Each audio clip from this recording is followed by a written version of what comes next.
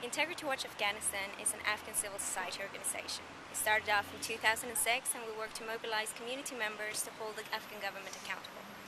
Corruption is widespread in the Afghan society, and you can see that in many post-conflict situations where a lot of aid has been pumped into those countries. What we're trying to do is mobilize the community to make sure that it becomes an Afghan solution.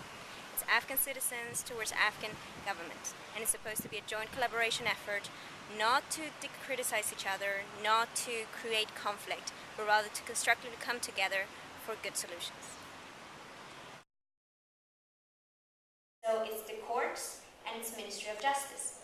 Once again, these are the entities of the country that are supposed to protect civilians. These are the ones that are supposed to put them away from harm's way, to fight off the insurgency, and to make sure that citizens have enough space to create their own future.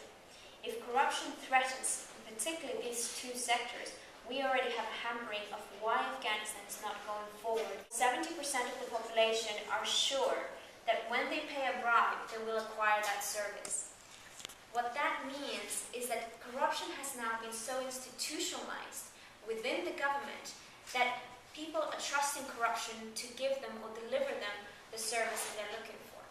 And to have a corruption system institutionalized in the government explains why if we only have anti-corruption strategies inside of the government, it's like asking an entire system, a mechanism, to bite its own tail. And no system will do that. Every system will try to protect itself and assure its survival. Something that is really important for local monitors is access to information. The more information they have, the more they can check whether the project is actually ongoing and according to schedule with the quality that was intended from the donors. A lot of donors don't provide this information out of disclosed information, or they don't think about it because it hasn't been a practice.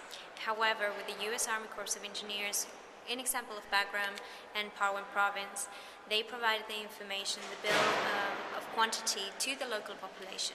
With this kind of documentation, the community were able to make sure that the building that was provided, which in this case was a police building, was done to good quality. Okay, so what communities really need is this bill of quantity? Yes. Can you just explain that one more time? Its bill of quantity is the engineering plans of what is supposed to be used, what kind of material, and the engineering standards. Okay, so communities need that bill of quantity in order to do... I mean, ideally we would need the contract. That would be great and ideal, but the bill of quantity is definitely a way through, a middle point.